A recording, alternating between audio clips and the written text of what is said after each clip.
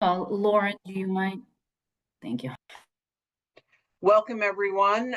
We are going to move into our next segment, which is Energy Efficiency 101, where we are going to have three different segments, one on heat pump myth busting and moderated by Melanie Cohen from National Grid. Then we will have a segment on what is a home energy assessment, which will be offered by Chris Lavalley from National Grid. And Chris will continue, move us into our last and final segment called Weatherization Basics. So we hope you enjoy. And at the end of the three segments, we will open it up to questions and remind everyone that this is being recorded. So let's turn to Melanie Cohen. Melanie? Hi, good afternoon, everybody. I'm really excited for this session. I'm here with two heat pump installer network and heat pump leader network contractors. The heat pump leader network is our new higher tier of heat pump installers. They are here to help bust some heat pump myths. So I'd like to introduce Tim Gould and Jake Picard of Ace Energy and Brendan Ryan of Forge. And fun fact, Tim has been a HERS rater within the Mass Save New Construction program since 2008.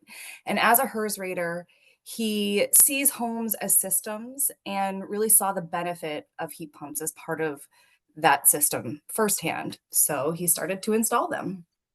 And Forge is not just a heat pump installation company, it also offers a robust heat pump training program with a training facility located right in their headquarters. So just to set the stage a bit, heat pump installations are an integral part of the PA's decarbonization plan. We offer robust rebates to residential and C&I customers. And with that, let's dive in. So first question to the panel. Are heat pumps just for cooling? Jake, why don't you take it? The easy one. Go ahead, you go if you want, Brian. Well, yeah, I think we all know heat pumps are not just for cooling.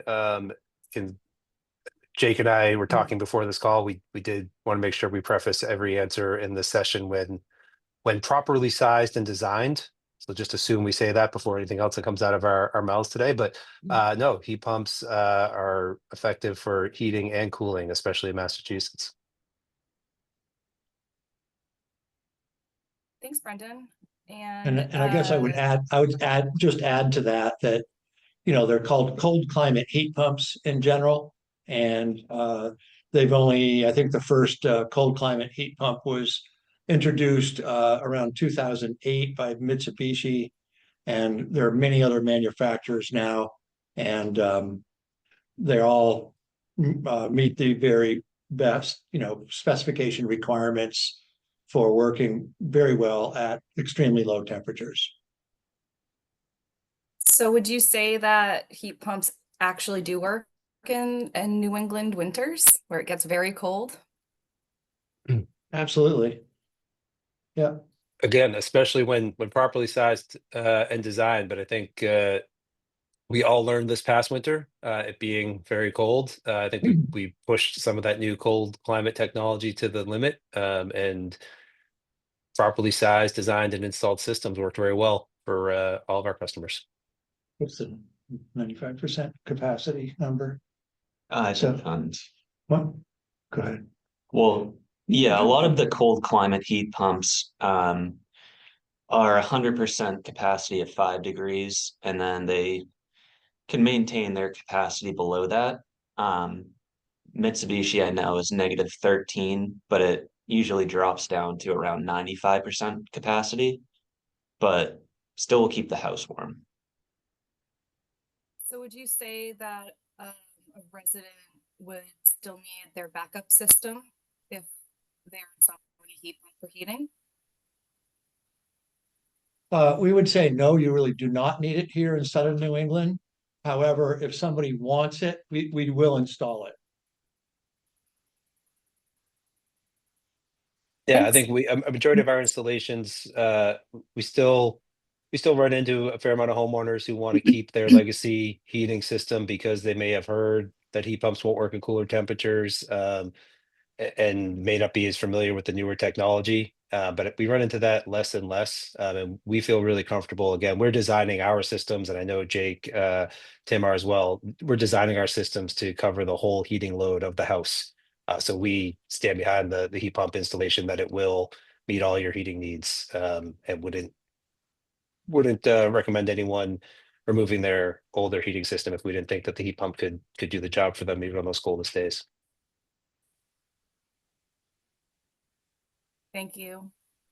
So now that we've busted the myth that heat pumps, aren't able to keep our homes, warm in the winter, now that we know that they will and do, will the heat pump keep a home as warm and comfortable as a boiler or furnace?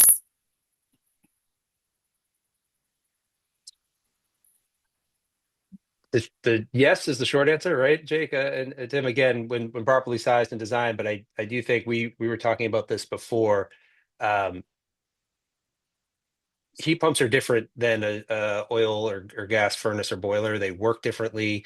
They heat your home differently. They maintain the heat differently. So uh, while the temperature you will feel as warm, I think one of the things we have learned and discovered in this as we install more and more heat pumps is that there's a big customer education component of this, because people may not, you put your hand to the register and you might not feel the warm air rushing out when it kicks on like you do with an oil furnace. So it definitely will, but we have noticed people, it takes a little while to adjust. And Tim, Jake, I don't know if you want to jump in on that. Yeah, I agree with that. And with furnaces, as soon as it gets below the set point temperature, there's this huge blast of air. And so you get a sensation of being warm, but it turns on and turns off. With the heat pump system, it's supposed to maintain that set point temperature. So you never have any real fluctuation in temperature. So it feels differently, but it keeps the house warm. I would say heat pumps maintain a more constant indoor temperature because they work differently. They work over time, over a longer period of time at a much lower energy cost, and uh, they don't just go off and on. They run over time, over longer periods of time. And most all boilers and furnaces in New England are grossly oversized, and that has been the case for many decades, and continues to be the case for many HVAC contractors that install, conventional furnaces and boilers. So with heat pumps, you really want to design it and size it correctly to meet the heating load of the home. And typically, we're always designing them to meet the heating load at 5 degrees Fahrenheit approximately. That's the design temperature. And in our case, we're measuring a lot of things in the home, like the air exchange rate of the home with our blower door, because that's what we use for uh, certifying homes to meet the energy code for new construction.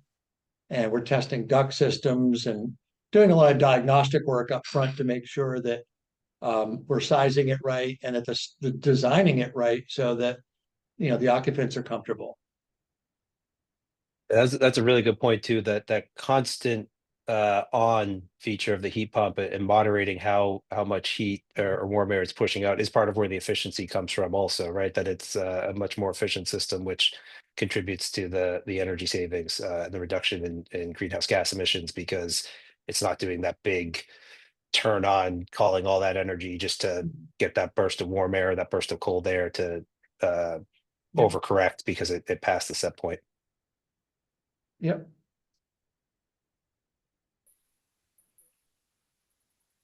Will a heat pump negatively impact indoor air quality? I love this question, Melanie, because I think this is actually one of the under appreciated benefits of a heat pump. There are the energy efficiency savings, there's the greenhouse gas reductions, there's cost savings in some circumstances for the ongoing operation. But aside from all of that, I think there is noticeable, measurable improvement in air quality, especially when you're replacing an older system. And again, in New England, we have a lot of these. I grew up in a house that was very, very old. I don't even know how old that furnace was that's in there, and we replace it with the newer heat pumps and the air exchange that's happening in those systems. You're going to see a dramatic improvement in air quality. There are studies and statistics that show reduction in things like childhood asthma and other health benefits that come from having a heat pump circulating the air in the house. But again, Jake and Tim have more of the engineering background and probably speak to this even more expertly than I can. Well, I mean, the ductless units have filters, and so you have a wall unit in a room, it's going to filter the air. And it's going to clean the air. And even the ducted systems have filters, but you know, if anything, it's improving the air. Heat pumps improve air quality. Yep. Yeah, I was Thank gonna you. say that when you have ductless systems and there's a unit in each room, you're cleaning the air of each room, which normally you wouldn't get that with a boiler or a furnace. And then the fact that you're not burning any sort of fossil fuel, there's no off gassing or anything being released in the air that could be toxic. Great. Now, let's move on to some questions about costs. Are heat pumps more expensive to install than boilers or furnaces? They can be because it's an advanced technology, it's newer technology, and it can be expensive, but it also depends on the efficiency of the furnace and the AC condenser you're going to install. Um, High efficiency furnaces and AC systems cost a lot, so it could be on par with a heat pump. I don't really know about boiler costs, but from what I've heard, it's less expensive because you're just replacing one piece of mechanical equipment and using the existing pipes. So you really only have to pay for the labor in that one in the boiler. So yeah. I think the short answer is that it really depends. Every house is unique. Every house is different in so many ways. So you know, you really like an older. It depends on how old the furnace and the boiler is too. We do a lot of heat pump installations. We're doing change outs of old furnaces, and these furnaces are 20, 30 years old. They are operating at a very low efficiency. And so we'll evaluate the duct system, we'll do a change out with a heat pump. And that type of change out, that type of change from a furnace, whether it's oil or gas, to an electric heat pump often results in significant savings, and the heat pump being, you know, more inexpensive to operate. So it really depends. It also depends on the building envelope, right? Depends on the age of the home, how leaky the home is, a whole number of other factors. And obviously the occupant, you know, how the occupants use the system has a huge impact on cost. One of the things I will say about heat pumps is that they are enormously more efficient in air conditioning than any other. You know, most homes out, most of the new homes where we've been as HERS raters, you know, we certify new home construction. We work for a couple hundred builders and constantly new homes over the last, you know, 15 years. Typically, the SEER rating, which is a seasonal energy efficiency rating for the air conditioning, is a 13. And that's like, okay, not great. But heat pumps have much higher, what we call SEER ratings, seasonal energy efficiency ratings, and it results in a huge savings on the air conditioning side. And certainly, if you're putting in window units, you know, for air conditioning, those are the least efficient of anything, and the heat pumps are far more efficient for cooling compared to those. Yeah, I think at the time of installation, general rule of thumb is that a heat pump is likely to be more expensive, at least at the sticker price, than a fossil fuel powered furnace or boiler. Not always, again, with all those considerations. And that is where the Mass Save residential rebate program comes in and makes such a big difference, because once you have the Mass Save rebate, the Heat Smart loan, for a lot of people, it makes it comparable or less money out of pocket, especially when you have, uh, 3, 5, or 7 year interest-free loan. So I think with the way the Mass Save program has been designed and the focus that's gone into this in the past few years, it's had a huge positive effect to really negate the difference at point of sale and point of installation. And like Tim's saying it, Melanie, I know we were also going to talk about the cost of operating the system over the lifetime, which I know, not sure if anyone on this call is aware, but there's been some concern about energy costs on Massachusetts recently. Sorry. So just seeing if anyone's paying attention. We as a general rule of thumb, you're moving to a heat pump, you're powering your heating and cooling with electricity as opposed to gas, or delivered fuel. I live out in Metro West. Everyone in my neighborhood's on home heating oil. If the cost of gas is cheaper than the cost of electricity in the town that you live in at any given time, then heating with an electric heater could be more expensive. Except, like Tim said, the heat pump is so much more efficient that you need a lot less energy to run it, than you do for your gas furnace. And I think the biggest operational savings that we don't talk a lot about in the heat pump industry, like Tim said, isn't the air conditioning. Anyone who has any air conditioning in Massachusetts, central air, window air units, they're going to be, on all likelihood, they're older, their SEER rating is really low. You're powering those with electricity already, in a really inefficient way. So we see people all the time who make the switch to heat pumps, even if they have gas powered furnaces for their heating, and they're going to see some cost savings, significant cost savings in the summer, when they're using this new air conditioning system that's way more efficient, that's been properly sized. I mean, the sizing on some of the older central air conditioning systems is really crazy. So when you have a system that's designed for your house, you're going to have a more comfortable environment. It's actually going to remove all the humidity from your home, and it's going to use way less energy. So, honestly, we on our website at Forge, we say something that if you're using a gas powered heating system right now, you should not expect to see near term monthly savings if you're switching to an electric powered heat pump for your heat. We want to be upfront with people, but um, the cost of gas is not fixed forever. Neither is the cost of electricity. So things will change over time, and what you get in the efficiency and what you save in the summer, um, it's a pretty good investment before you even factor in the quality of the air quality, like we just talked about, and the reduction in greenhouse gas emissions.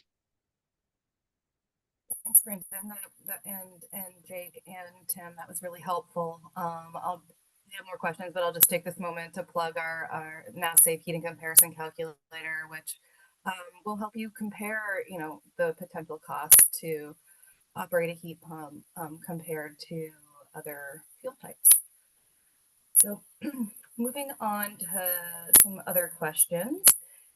Will a resident be worse off with a heat pump if their power goes out? No, because furnaces and boilers still require electricity to function. So no matter what you have, if you don't have a generator or a solar backup battery, if the electricity goes out, um, the heat goes out. Getting a message that potentially it's hard to hear me. Hopefully this is better. I'm gonna be really close to my screen. Okay. So better. Okay. So sorry. You see my face really close up here. Do heat pumps require a lot of maintenance? Or do they have shorter lifespans than I furnaces mean, and boilers? everything requires maintenance, but all of these, the reason we were talking at the beginning about the importance, uh, of a system that is sized and designed properly for your house, is it really affects everything. It affects the cost, it affects the quality of the air, and it affects the uh, lifespan of the system. If it's constantly cycling on or off, or it's doing too much or too little work, that's going to have a negative impact. But with a system that's been properly sized, to your house, which actually, Tim, maybe you can talk just for a minute about what that means. You know, maybe we don't have to do a full manual J explanation, but just something for people to understand what they could be looking for how they know that a system is properly sized for their house. I think you guys may have the experience I have. I was at a friend of mine's house and we were talking about right sizing. Like, no, I like my air conditioning, make oversize mine. I want to be cool all the time. Well, that's not exactly how it works. So maybe help some people understand what we mean when we say a system that's the right size. But with proper maintenance and upkeep, like anything else, and the right size system, and with the improvements in the technology, like Jake was saying earlier, like these heat pump systems get better and better every few years. I mean, what we're installing now compared to some of the systems installed even 10 years ago, there was a real pretty big step increase about 3 years ago in the quality of the technology. So I think people can feel like they're making a long-term investment at a reasonable cost when they're investing in the heat pump. But maybe you guys want to talk about size, like why sizing, what it is, what we mean when we keep talking about the right size system. Well, Sorry, we didn't plan this. I'm putting them on the spot right now. Yeah. Well, sizing is really important because it will it won't wear out the equipment. If you have something that's oversized, it's going to short cycle. It's going to turn off and on too much, which is going to cause it to age more rapidly. So, again, sizing it right lets it operate the way it's designed to operate, which is continuous over longer periods of time to meet and to modulate to meet the heating load of the day. And so really, it's just so important. Again, it's like it doesn't turn off and on. It basically just tries to maintain a temperature. And it does so very efficiently with very little wear and tear. And so if it's run right and the filters are clean, it does require, we typically will provide a preventive service visit just once a year. And we do that after the air conditioning season or before. But homeowners also can simply look at the filters. Some stay clean forever, and some, if you have furry pets, or that those will tend to those filters will tend to be cleaned, have to be cleaned more often. But the filters typically are you just take them out, you wash them, and you put them back. And it takes about 3 minutes to do each one for ductless units. Again, it's really a matter of the design, the sizing, the installation quality. All of that would contribute to the longevity of the equipment. And there's no reason to believe that it would be any shorter than a traditional furnace or boiler.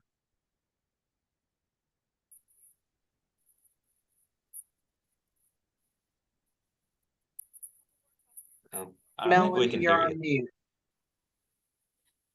Say it again. We couldn't hear you. Can you hear me now? Yes. You're back. Okay. Great. Just a couple more questions, and I think we're going to open it up to the counselors. Just quickly, can heat pumps work in older homes? Yes. Yeah. They're a great solution for older homes, especially if you don't have existing ductwork. The ductless option of a heat pump is really, it brings air conditioning to every, again, I grew up in a really old home, so it brings air conditioning to every home without having to put a window unit in or run new ductwork in an old New England home that wasn't made for it. So I think they're a really good solution for older homes. But like Tim was just saying, every home is different. And so making sure that the installer has evaluated the entire home, understands where the heat loss is, understands how the home is lived in, how many people live in the house, and what the needs are really important, especially in older homes, that it gets it just right. I think he also they're a very good solution for older homes, and need to be designed really carefully because there are some unique challenges in the anatomy of the building of the older home, where you can run line sets, where you can drain some things out. So it's really important that the installer takes a little bit of extra time to understand the home and understand you know, a lot of homes in New England, part of it might have been built at one phase, and then 100 years later, there's an addition. So you may actually have kind of two homes in one. So just making sure we get take the time to get that right is really important. But they're a very effective solution, I think, for older homes. Yeah, I could give you many examples of older homes that we've done that are just ideal. But there's one in particular that I like, a very old Victorian in Arlington. The homeowner was paying for a single, I think it was a boiler to heat three different, because most of the big older homes are divided up into condominiums now. So the couple who owned the home were living in the first floor, but paying for the heating, just getting whatever the heating bill was for all three units. So they decided to install heat pumps and separate out, just have an electric bill for each one of the units.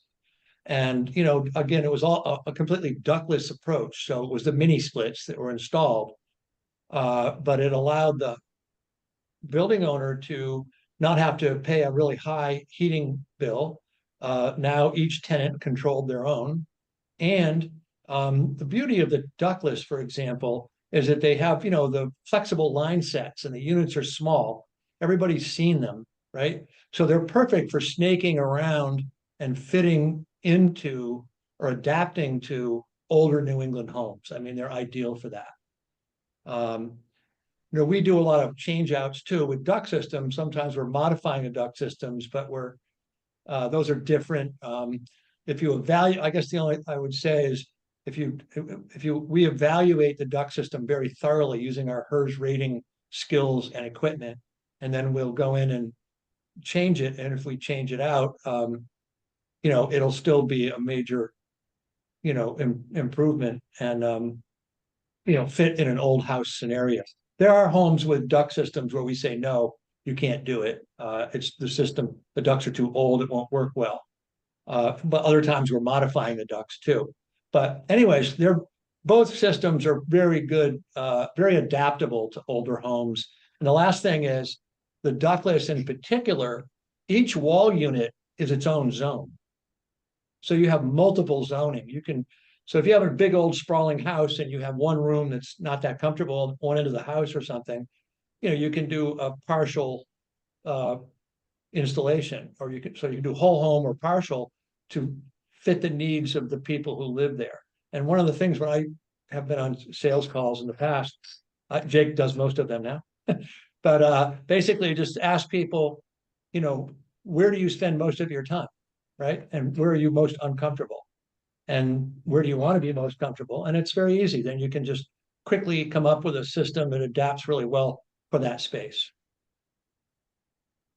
Great. Thank you. We do have one more question, but I know that we're probably running up on time. So Joe, would you prefer to open it up for panel or for counselor questions? Sure. Hopefully you can hear me. Okay. Sure. So does any counselor have any questions for our panelists on heat pump myth busting? If you do, just raise your hand. If not, then Melanie, you can ask your last question. Kyle. Yeah, not a question, but I just want to say I really appreciated this presentation. I think it's phenomenal. You guys did a great job, and just to the comment about that gets floated around of do they work in cold climates very well? You still hear that today. I would just like to add that the Nordic countries are installing them at some of the fastest rates, and not pretty cold in those environments. So we can do it here in New England. Thank you, Kyle. Brooks, and then Will. Yeah, I'm going to keep the myth busting format going here, gentlemen, and thanks for all your answers, and to Melanie for hosting the Mythbuster show. It's harder to install heat pumps in urban communities like Boston, Lawrence, or Lowell. Is that a question? Yes, but I mean, is it hard? I'll reframe it. Is it harder to install heat pumps in urban communities like Boston, Lawrence, or Lowell? It can No, be. yeah. Depend if there's zoning laws it can make it difficult. Like the outdoor unit needs to be so far from a property line, or it's a historic district, so you can only put line height in certain places on the house. It can be difficult then, but it kind of depends on the neighborhood. So And if we don't get a it's parking different. ticket, Well, and if we don't it's get a different. parking ticket, We're working on a job in Mission Hill right now, a big 3-family, and yeah, we have to bake parking tickets into our budget. It's definitely different, Brooks. I think the cities in Boston have done a pretty good job of being responsive to that, but I would love to see a way that we keep working on some more city specific changes or things that happen just for some of the logistics. Um, of getting your trucks in there. Like Jake was saying, the condenser location can be a challenge sometimes. Any place where you're dealing with multifamily housing, it's a different set of challenges. Yeah, well, happy to follow up with all of you guys, and I'll just note we're trying to install 5,000 heat pumps in Boston over the course of the 3-year plan, and yeah, want to make it as easy and streamlined for you all to be working successfully in here. And yeah, you're probably passing the cost of those parking tickets on to your customers. So want to solve that for you guys. So let's be in touch. Thanks, great, Brooke. thank you. And Will. Thanks. I know one concern I've heard about heat pumps is, say, I'm going to need to make huge electrical upgrades to my home. So I'm wondering if you have kind of an average number for what size electrical panel you actually need for heat pumps. Sure, it varies somewhat, but It varies dramatically. Will it really depends on the size of the house, the size of the heat pump, and how much other home electrification has happened in the unit. I think I know what the changes that you all have made in the turnkey program and in some of the moving forward with Mass Save, where you're doing some more of that identification of those issues up front. I think that'll make things better for everybody because it does stink when you go through a process with the homeowner and then you do the electrical load calc and you realize that maybe they need a panel upgrade or a service upgrade and there's a $5,000, $6,000 charge that they weren't expecting late in the process, which just feels bad for everybody. So um, it is a consideration. Many homes, a majority of our installations don't need an upgrade, but a lot of them need either a panel upgrade or a full service upgrade to the house, depending on the age of the house and if they've already put in a conduction range or a induction range or a EV charger.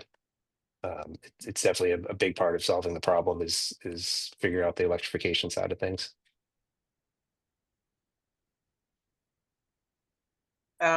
Greg.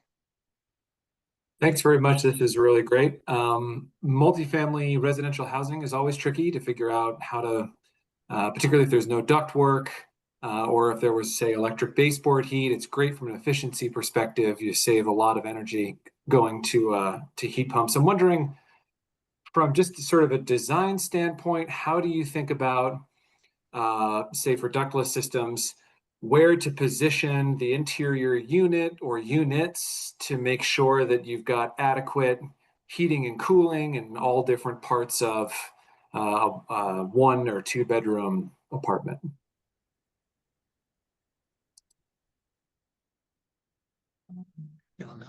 Yeah. Well, if it's a big multifamily building and you're trying to reduce the use of the electrical baseboard, having one ductless unit in a central location that can take care of that central location and hopefully overflow into the other rooms can be really helpful. I've stayed in Airbnbs where there's one ductless unit at one end of the house and the bedroom is way down at the other side and it's still comfortable. But that's probably because of the layout of the house.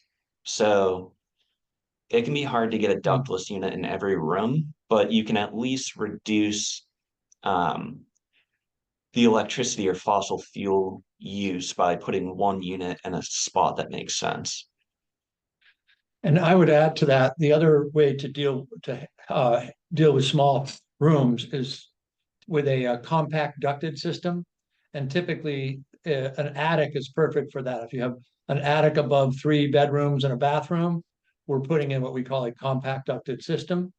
And it is perfect because you can put a very small air handler up there, whether it's 12,000 or 9,000 or 15 or 18,000 BTUs, and you can distribute it perfectly to each room to meet the heating load for each room. So one room may need 3,000 BTUs, another one 1,500, and it's really comfortable and works really well that way. And that's a very probably the most common installation for us is ductless units on the first floor of a home, a single family home, and then, or any home, a townhouse or a condominium, and then a ducted system taking care of the bedrooms up on the second floor. So we try to duct when we can if the rooms are really small. Thanks. Lots of solutions for lots of types of spots. Okay, Melanie? Yep, I think Brendan just wants to say one last thing before we wrap up. Can you hear me? Sorry, I can. Sorry, I asked Melanie. One, I just want to say, Okay. A lot of familiar faces. I was lucky enough to work in state government for 8 years and was there in 2008 when we signed the Green Communities Act, which among other things created the EAC. So it's a really cool moment for me to be here with all of you, and thank you for all of your work. Almost, it was July, I think, almost exactly 17 years ago. The thing, so I come at this from a policy perspective and share the policy goals and the goals for everybody, kind of the Commonwealth benefit. If I just make the pitch while I have everyone here, the ensuring that heat pumps are installed to a high quality level, and really any premium or any incentives you can put on quality, I think is really critical to achieving the policy goals. I live in a neighborhood with about 50 people, all on oil heat. Most of them are first-time homeowners. If 2 or 3 of my neighbors have a bad experience putting in a heat pump, they're going to tell everybody else, and everyone else is going to replace their furnace with an oil system, and we're going to lose that whole neighborhood for 25 or 30 years. So I feel like at this juncture right now, anything we do that really incentivizes or ensures that the customers have a really great experience, going to be really critical because there is still some questions. There are still myths out there about heat pumps. So I think there's a real policy imperative to making sure that we are focused on quality and holding people accountable for high quality installations so that people trust this and our neighbors get good experiences. And so they tell their neighbors to adopt heat pumps. So I'll get off my soapbox, but thank you, Melanie, for letting me make that pitch. And thank you all for having us today. Got it. Thank you. Thank you all. Thank Thank you you, very much. all, Brendan, Jake, and who's my Tim. Appreciate your participation, and we are going to move to our next segment, which is what is a home energy